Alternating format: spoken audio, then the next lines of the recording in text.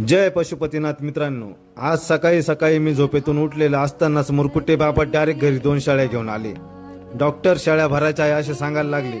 मग काय, मी पटकन आंघोळ करून तयार होऊन बाबांच्या शेळ्या भरायला बाहेर निघालो तर बाबा शेळ्या घेऊन आपल्या गाय वासरू मेडिकलवरती पोहोचलेले होते।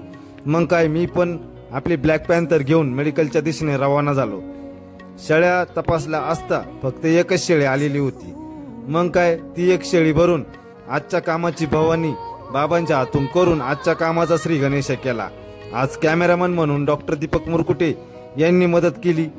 शेळी भरून झाल्याच्या नंतर आपली ब्लॅक पॅन्थर घेऊन पुढील कामाच्या दिशेने रवाना झालो।